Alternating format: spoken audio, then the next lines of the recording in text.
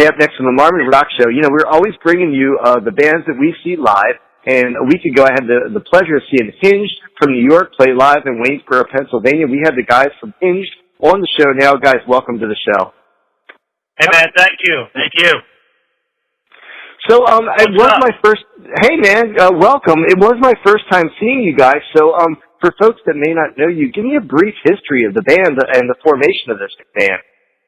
Well, we've been a band for about 12 years. We're a 4-piece band out of New York. We say we're out of Highland, New York.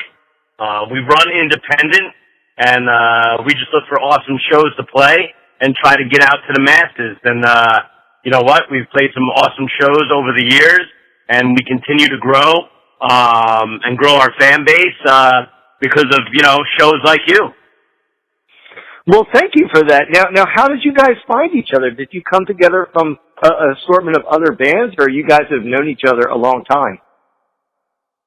Well, basically, I just opened up a box of Cracker Jacks, Northern Ad. A guitarist needed, you know. No, actually, the band was running. They had an old guitarist. I'm not the original guitarist. I saw an ad, and I went and auditioned for him. And the rest of us guys, yeah, the rest of the guys, I mean, we were an original unit for about 7 years, 4 guys, and then you know, it changed up a little bit so we could actually grow, and you know, basically the lineup changed up a little bit. This is Shane, by the way. I'm the singer. And we are where we're at now. And I think that this is the lineup that'll help us take us to the next level. So my understanding is that you guys are in the studio tonight. Tell us a little bit about what's going on. No, actually, we're just working on a couple of new things. And then, you know, just running through our sets and stuff like that, getting ready for more shows. We got a big show with Buck Cherry coming up. Tell me about what's going on tonight. So you guys are you in your rehearsal studio, or what's a typical night? Yeah, exactly. Going on for you guys? That's where we are. We're in a rehearsal studio. But I mean, now we're in a car, so we can be on Bluetooth and we can all talk to you at once. But yeah. So walk me through an evening in the studio with you guys. Like, what's the ritual? What's the routine? How do you guys roll in the rehearsal night?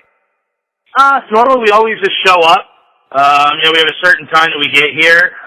We'll start setting up a couple little things here and there. Mostly everything's done for us.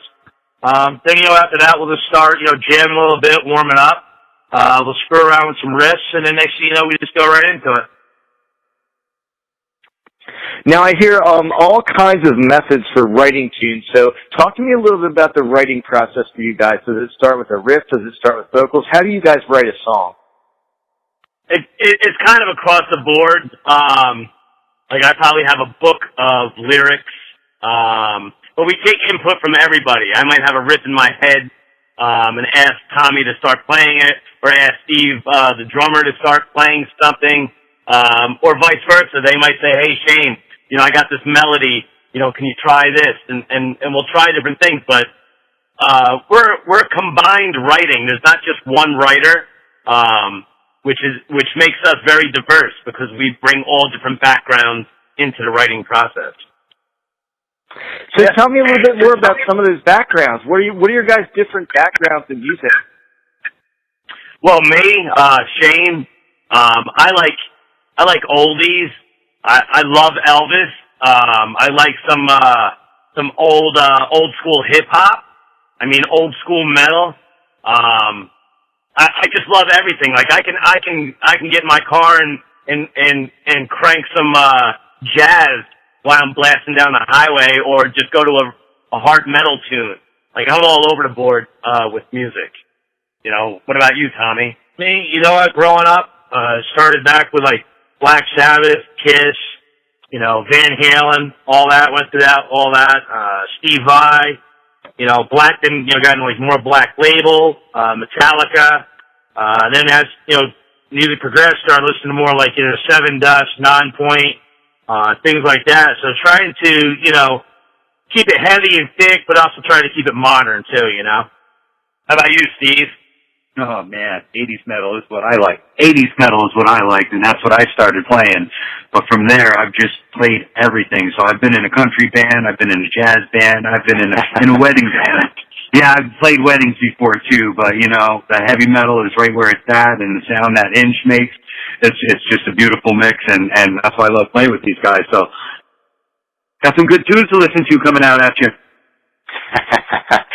So the current self-titled record is out there, and I actually picked that one up at your show. And one of the ones I like is "Last Breath." So tell me a little bit more about that tune. Yeah, that song, that was an input from everybody making that song. But I have written across my chest "Until My Last Breath." 'Cause yes, girls, I am married. I got married. It's going to be 16 years in September, and that's one thing I said when I was standing up there to my bride. I said, "I will love you until my last breath."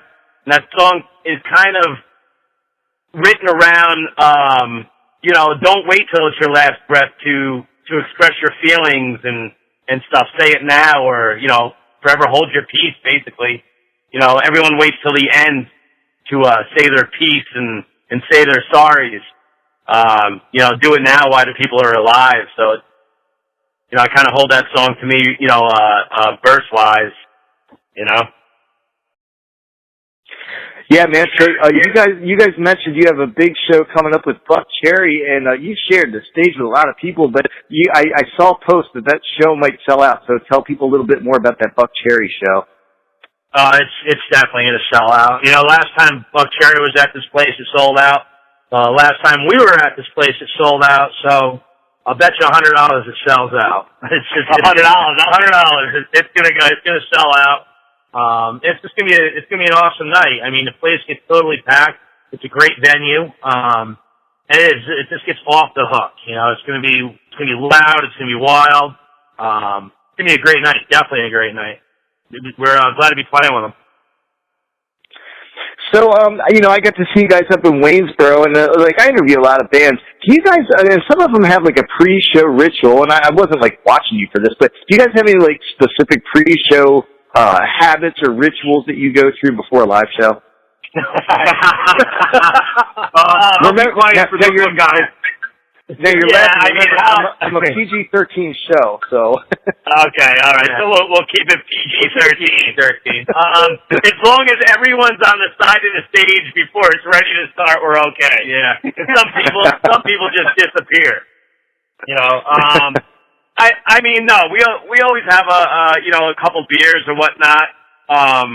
But we don't have anything crazy. We just always get together and say, hey, man, you know, let's have fun. Let's do this, and basically, you know, whether it's 2 people or 2,000 people, you know, do the best you can do, you know, for the 30, 40 minutes you're up there. You know, have fun, and hopefully the crowd likes what we do. Yeah, and we do a lot of we're very organized too, though. You know, we're always making sure everything's set up. We bring everything. Everything's set up. Everything's tuned up. Everything is just right on the money, you know. So before we play, you know, we're always running through, checking this, checking that. Because, you know, basically when we put the show on, we want it to be the best it can be. Now, you mentioned bringing everything, you know, having all your stuff. And when I was looking at your Facebook page, you guys rolling a pretty nice-looking bus there. So tell me, what is the best?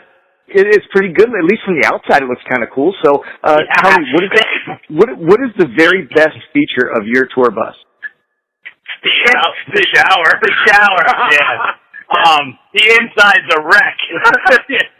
But no, the shower is the best feature because, I mean, when you step off of any stage or anywhere playing, you're soaked. Yeah. And just to take a quick shower and to refresh yourself and change your clothes, that's a home run right there in my night. Yeah. No, it's great. It's you know, we can keep going, sleep, keep going, sleep. You know, it's got all the amenities. It has, you know, a little kitchen in it, shower, beds, flat screen, DVD player. You know, and that thing's been work in progress.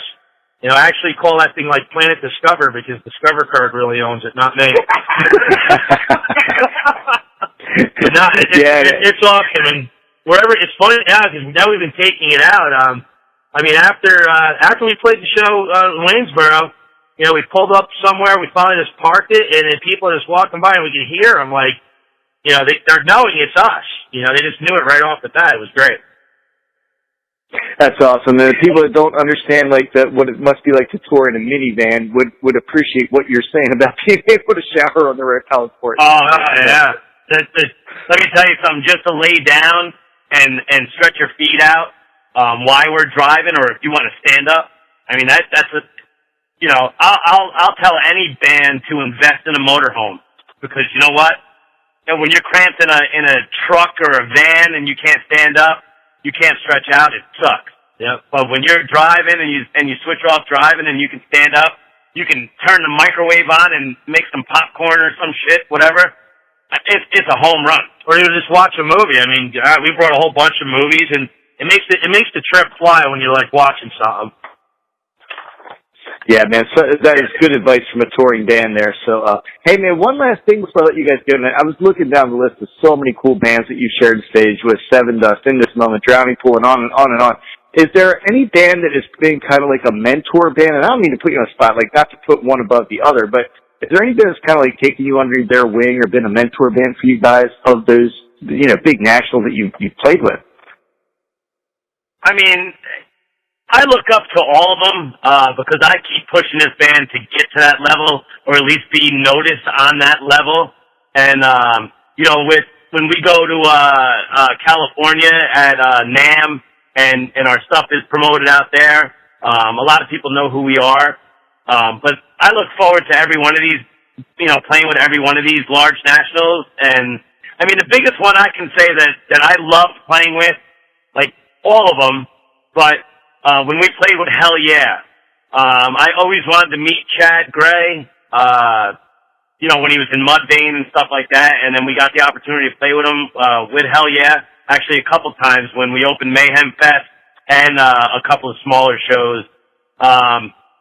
They just treat us like we're a part of, their group.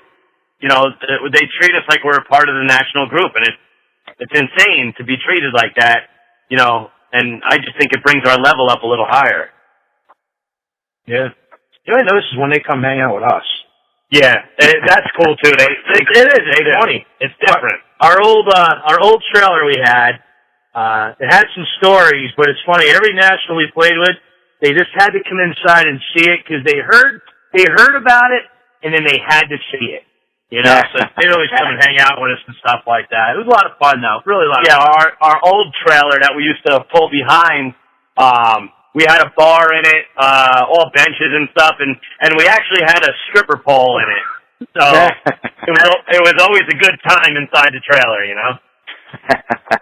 Well, hey, man, we had a good time seeing you up in Waynesboro, and I've had a good time talking with you tonight. This is Hyngd from Highland, New York, and you can pick up their Hyngd album right now, and even better yet, pick it up from them at a live show. So, guys, thanks so much for being on the show. Yep. Awesome. If I could say one more thing, the Hyngd.com, Facebook, Facebook Hyngd, Instagram, Twitter, all that kind of stuff. Find us, please. Please. We'll make sure we spread the word, guys. Hang on one second. Thank you for having us on your show, and we look forward to playing for you again, on a larger stage so you can see a little bit more about us.